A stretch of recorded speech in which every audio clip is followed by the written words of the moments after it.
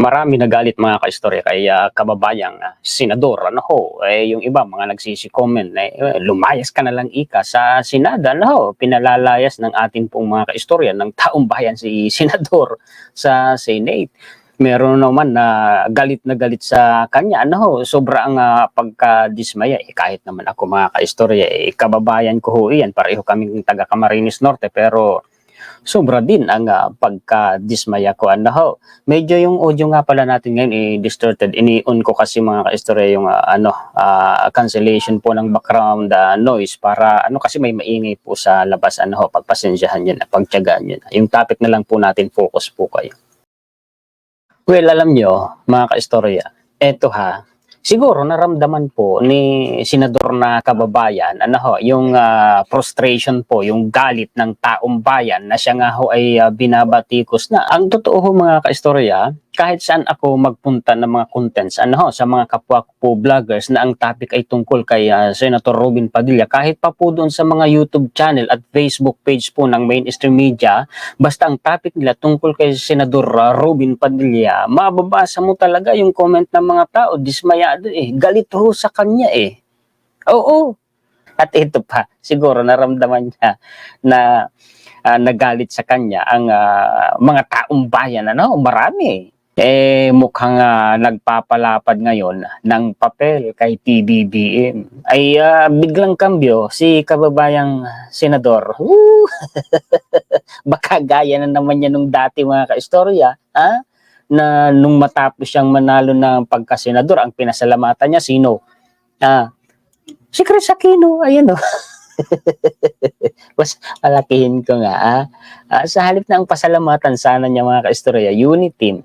Kasi kung hindi po siya inampun ng unit team, baka hindi siya nanalong senador, o kung nanalo man siguro siya, baka hindi siya nag-number 1 mga kaistorya. Nako, nakalimutan yata ni senador na kababayan na majority po ng mga boto na kanya pong natanggap. Sa palagay ko'y galing sa mga loyalista at sa mga DDS. Kakapiranggot lang naman mga kaistorya ang mga butante niyang mga dilawan na yan. Nako. Sabi dito, kailan ba ito? June 6, 2022. Robin thanks Chris Aquino for helping him win in election 2022. Nag-trending din ito noon. Tingnan yan si Nadia. Maraming nagtatanong at nagtataka kung bakit napakataas ng boto ko at kung paano ako nag-number 1. Walang nakakaalam na may boto rin ako galing sa kampo ng mga Aquino. Maraming salamat, Miss Chris Aquino. Ang ating pagiging magkaibigan ay hindi naapektuhan ng politika, bagkos ito pa ang nagbuklod sa atin. Hindi kami makakalimot. Nako, yun na nga ang dami din pong nadismaya sa kanya noon. Eto, tingnan nyo, biglang cambio ngayon. Pinuri na si PBBM. Magaling daw na Pangulo Marcos. At true statement, sabi ni senador na kababayan, baka kagaya na naman yan nung dati na matapos kang ampunin at tulungan ng unit team, ang pinasalamatan mo kababayan si Chris Aquino, baka ito na naman, nakaramdam siguro ng galit ng taong bayan. Biglang cambio ngayon, biglang reverse, pinuri. Anong sabi dito? Senator Robin Padilla is all praise for President Marcos Jr. Padilla hailed the president as a true statesman who prioritizes the interest of the nation, especially on issues related to the West Philippines. West Philippines. Sino na namang binulan nito? Ni senador na kababayan. Tandaan nyo yung hearing din mga kaistorya sa Senado. Nakikipagtalo siya dun sa mga eksperto, mga high-ranking official po ng Armed Forces of the Philippines at saka ng Philippine Coast Guard. Nandun pa si Professor Batong Bakal, nakikipagtalo siya. Hindi niya tinatanggap yung paliwanag, ang lumabas pa dun na masama, ang AFP at saka ang Coast Guard, nag-one step forward daw po tayo. Tingnan nyo, ngayon tahimik siya sa issue po ng West Philippines, yung hinarvest po ng mga Chinese, yung mga corals dun sa may Iroquois Reef. Tahimik si senador na kababayan nung sa hearing sa Senate sa West Philippines, nakikipagbalitaktakan siya sa mga resource persons na eksperto, hindi siya pumapayag, ipinipilit niya yung sarili niyang opinion. Di ba? Pinuri niya ang Pangulo, Lalo na ika doon sa mga issue na may kinalaman sa West Philippines Sea. Ang galing daw ni PBBM. Eh bakit doon sa hearing mukhang napasama sa'yo? Well, hindi naman direkta na si PBBM doon ang target ng kanyang mga sinasabi. Pero mga ka-estro, wag nating kalimutan na yung ginagawa po ng Armed Forces at ng Philippine Coast Guard sa West Philippine Sea. Mandato po yun ng presidente. Ano ho? Yun ang utos ng presidente. Yun ang order ng presidente. Kasi yun mga ka-istorya, ang foreign policy po ng presidente. Hindi naman kikilos yung PCG at yung AFP nang hindi po base po mga ka-istorya sa ipinatutupad po na utos ni PBBM. May basbas yun galing po sa Office of the President tapos binabatikos niya. Hindi siya pabor. Galit na galit siya sa mga Amerikano. Foreign policy ni PBBM. Parte ng foreign policy ni PBBM yung EDCA. Baka mawawardadog na naman tayo dito ni kababayan na senador. Oh, nako mga ka-istorya, ay talagang nagsisi tayo Ang mga kababayan natin, ang laki ng pagsisisi. Swerte nung mga hindi bumuta sa kanya. Tayong mga nauto. Eto. Pero pag sa susunod pa mga ka-istorya, nagpabula ulit kayo. Nako, ang tawag na ho dyan, katangahan. Madaling makabawi ang isang politiko madaling magpapugi mga ka-istorya anong sabi dito pinupuri niya dito si PBBM a true statement yan pong naka-highlight a true statement ang kapakanan ng mamamayan ang una sa lahat ang hindi pagkakaintindihan ay inaayos hindi pinalalaki ang tunay na matapang ay siyang nakakapagpigil sa sarili sa oras ng matinding galit. Ika nga, never decide when angry or upset. Nag-English Nag-English. Ito pa. Pagpupugay at pagsaludo sa magaling na Pangulo ng ating Republika, Ginoong Pangulo Ferdinand Bongbong Marcos Jr. Ay, salamat. Pero ang taong bayan, duda. Kahit ako parang duda Ngayon, winawalang hiya na naman tayo ng China. Si kababayang senador, tahimik, walang comment. Asan yung tigas niya? Ipakita niya yung tigas niya. Yung tapang niya, yung pagkikipagbalitaktakan, yung batikusin niya ngayon ng China. Wala. Tahimik. Asan kaya yung kanyang pagiging Pilipino ngayon? Gamitin niya yung pagiging Pilipino niya ngayon. Nasabi niya, handa tayong lumaban. Ayan na, winawalang hiya tayo. Kahit man lang sa salita, senador ka, ipakita mo. Pinaglalaban mo ang bayan mo. Di ba, mga ka-istorya? Nag-Inggris pa Nag-Inggris pa And speaking of Inggris, ito mga ka-istorya, yung kanyang pagkakamali noon sa hearing ng Senate na nag-trending din sa SOCMED. Ano yun? Ito, palakihin ko Senators react to Robin Padilla's I move motion. Anong sabi dito? Ito kasi isang pangyayari sa Senate na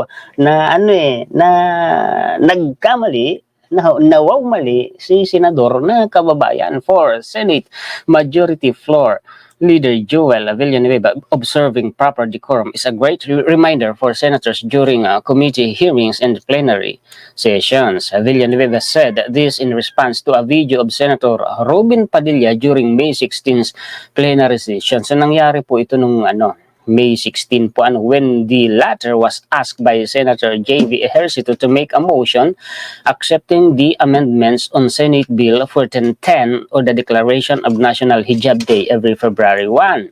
So, ang sabi ika ni Senator J.V. Ejercito mag-motion umano si Senator Padilla sa pag-accept sa amendments ng Senate Bill 1410. Ngayon, anong nangyari? Anong ginawa ni Senator na kababayan? Instead of making a motion, Padilla said, tinatanggap ko po ang panukala.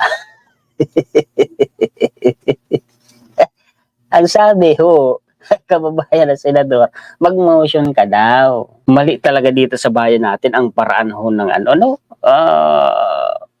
ang ibinoboto at pinapayagan ng Republika ng Pilipinas, pugi, sikat, artista, pwede na. Sa ibang bansa hindi ganyan, lalo sa Europe, kailangan eksperto ka talaga. Kailangan eksperyensyado ka talaga. Kailangan matalino ka talaga. Hindi yung basta pugi ka lang at sikat, isapat ka. O tingnan nyo, kaya nga sabi ko mga kaistorya, ang laki ng obligasyon na ipapataw sa isang politiko, lalo na mataas na posisyon yan, senador. Tapos hindi po sapat yung eksperyensya at kaalaman. Hindi ho sapat yun eh. Mali din tayo, mali din mga kaistorya ang ating may mali talaga sa konstitusyon po natin. Kasi sabi po dun, basta marunong ka lang bumasa at sumulat at ikaw ay natural na Pilipino, pwede ka nang tumakbo, presidente pa ha. Isipin nyo, tatakbo kang presidente, buong Pilipinas, papasanin mo pagkatapos basta marunong ka lang sumulat at bumasa. Ibig sabihin kahit hindi ka graduate ng elementary, basta marunong kang sumulat, bumasa, pwede ka na maging presidente. Napaka-unfair. Mag-apply ka nga lang panadero o kaya janitor, sari-saring ano nang hihingin sa'yo eh. Sari-sari ng qualifications, meron pa nga dyan eh. Ha? Kala mo pagkalaki-laki ng sahod na ibibigay eh, pero ang hinihingi naman Mariosep sa damakmak na experience at saka college graduate diploma. Tapos tingnan mo ang sahod, minimum. Tingnan nyo ang bansa natin kung gaano ka-unfair, ha? Presidente, pwede na. Basta marunong sumulat, bumasa, apply ka ng panadero at saka ng janitor. At least high school graduate with experience. kung gaano ka-unfair. The session, here's ito. Politely corrected, itinama siya ni Senator Ejercito. Ejercito politely corrected his colleague and told him how to properly make a motion. Tinuruan po siya, tinama siya ni Senator Ejercito. Tinuruan siya kung paano mag-motion. To which Padilla replied in between laughs, Englishin ko na ito, Ginoong Pangulo. I move. Oh, dinaan na sa English, no? I move. Kumbaga, binawi na lang yung composure. The session was eventually suspended and upon resumption, Padilla had a proper reply mula po sa Tagalog ay i-Englishin natin. I move that we amend the bill, the nature of a substitute by striking out all the text after the enacting, so on and so forth. Maraming salamat po. I so move, Mr. President. Tinuruan na ni Senator J.V. Ejercito. Kaya, ayan, yung kanyang sinabi in English na at tama na. Hindi naman Tagalog. Basta tama. Kaya lang ang sabi po niya at tinatanggap ko po ang panukala. Well, normal kasi sa tao naman, ang magkamali. Kaya lang kasi mga kaistorya, no? Ito lang kunting research lang sana bago ka pumunta doon sa Senado at may session sana research ka, manood ka man lang ng mga video kung paano, di ba? Dali namang gawin ng mga kaistorya. Sana kahit paano, mayroon ka ng ideya. Di ba? O ito na naman yung sa hearing sa Senate nung nakaraan. Tingnan nyo, makikipagbalitaktakan siya. Alam niya naman yung issue dun sa hearing. Edition sana bago siya humarap doon. At nagtanong at nakipagbalitaktakan sa mga eksperto. Sana konting research man lang para alam mo talaga kung tama yung sinasabi mo o hindi. Ipinipilit mo yung sarili mo, mali ka. Ipinipilit mo yung sinasabi mo, ang ginagawa mong mali yung mga eksperto. Sino ngayon ang lumabas na? Diba? Mga ka-eksperto. Sino yung lumabas ng video Diba? Nagkakahiya yung ganon, senador ka laki-laking tungkulin yan sa bansa yung ini-expect pa ng taong bayan ipagtatanggol mong bansa Pero mali, hindi ganoon ang nangyari. Sana bago ka pumunta dun sa session na yun, ilang araw pa bago mangyari yun. Meron kang sapat na panahon para kahit paano mag-research man, lalo na may mga advisors yan, may staff yan, mga ka-istorya. Sana ginamit niya. Di ho ba? Nakakadismaya lang kasi. Nakakadismaya lang. So yan po mga ka-istorya ang mga balita at impormasyon na maihahatid ko po sa inyo ngayon. Maraming salamat po sa inyong panonood. Mabuhay po ang mga sulit po nating ka-istorya sa buong mundo. Pagpalain po kayong lahat. Pasensya na hindi pa ako makapag-live dahil hindi pa maganda ang internet connection po namin. Muli ako po si Juan Historiador, ang tagakwento ng totoong istorya ng kasaysayan na nagmamalasakit sa kapwa ko Pilipino at nagmamahal sa bayang ito, ang bansang Pilipinas.